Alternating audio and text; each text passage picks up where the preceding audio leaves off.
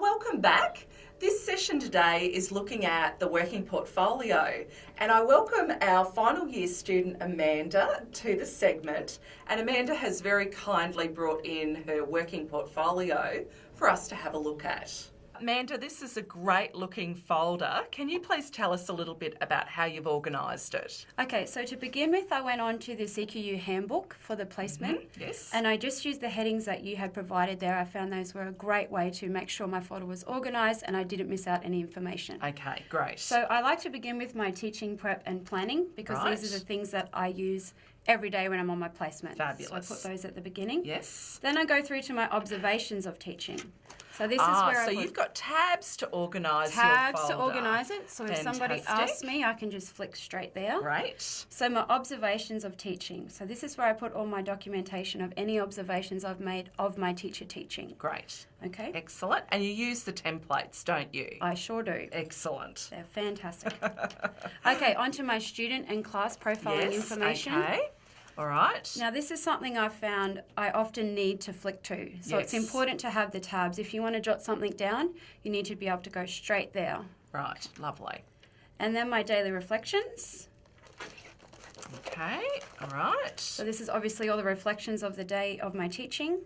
And then my resources. Great. Okay. I've actually found it quite handy to buy some of these folders that clip in. Ah, yes. And you can just put all of your resources in there. I usually put one in every section. So any bulky information I have to put in there, I put straight in the folder, and then it's ready to go in that section. Fantastic. So these are all the resources that you've used in your lessons. That's right. Yes. The ones, if I can't slip them into my little plastic folders, I put them in the folder at the back and they're there ready to go.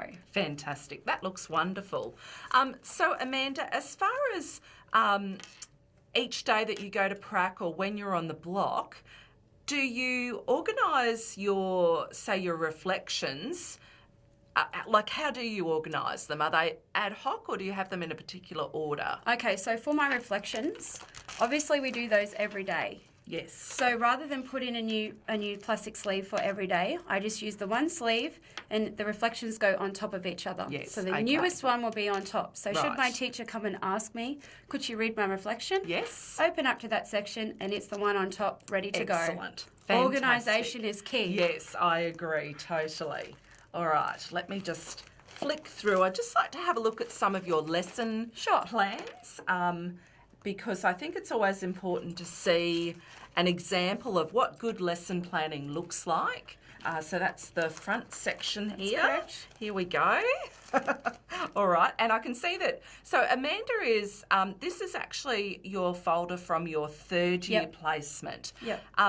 I guess before I get you to show us a lesson plan, your first year and second year placement folder, was it of a similar size? Did you organise it the same way? Absolutely. Yes. Yep. Most of the bulky stuff in here are your resources and your documentation from the school. Yes. Those things you need to collect. Fabulous. They are bulky. Yes. So yes, the folder is always nice and fat, full of information. Right, fantastic. All right, so this is a daily plan. Yes. An example of a daily plan. Fabulous, because that's always an important thing when you are doing quite a lot of teaching during your placement. Yep, so I run with two plans when we're doing a whole day. Okay. So I'll have a daily plan so I know where I'm up to, what I'm teaching, which section is mine. And then from that daily plan, I'll have individual lesson plans ready to go for the lessons I'm teaching. All right. Would you be able to find us a lesson plan for an individual lesson?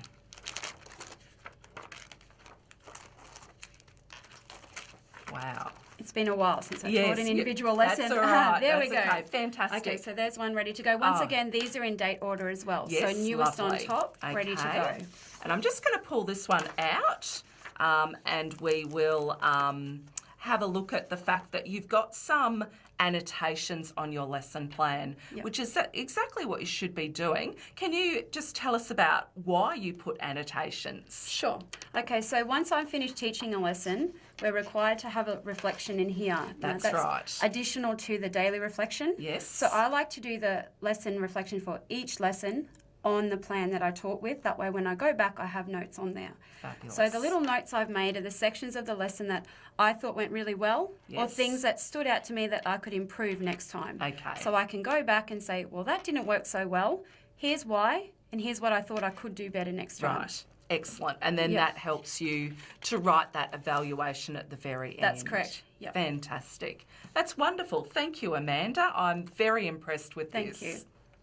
Okay, so Amanda, as part of your assessment, and obviously as part of being a graduate teacher, you have to demonstrate the Australian Professional Standards for Teachers.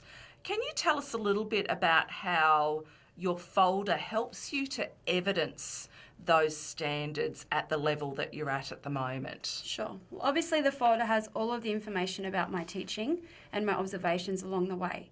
So having the tabs in there, if I need something from my folder, I can easily go and find it, scan it in and put it into my e-portfolio under the standard that it meets. Great, great. And I would imagine too that when your mentor teacher is completing the assessment criteria at the end of the placement, she or he then is easily able to find evidence to help tick off those standards as well? Yes, that's correct. And we know exactly where we're looking. Fantastic. That's great. To finish off, Amanda, do you have any handy hints for pre-service teachers around their working portfolio? I sure do. Something I found that's worked really well for me is at the beginning, without a tab before I even get into the chunky information, I like to put my week, because we were doing weekly blocks, so my week on top, and then anything in that specific week that I'll be using right on top so I can easily access it without having to flick through.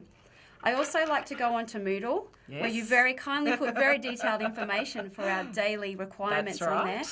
Always print it out. That way during the day you can go back and actually tick and flick what you are doing and what you need to do.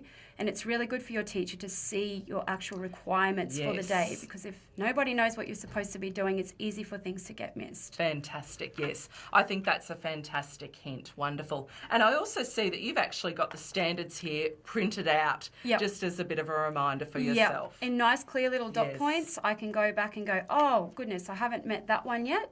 I'll make sure in my planning that's very specific and that's my evidence for that standard. Fantastic. Thanks, Amanda, for coming in today. You've provided a fantastic example for our other students to base their working portfolio on. Thanks. Thank you.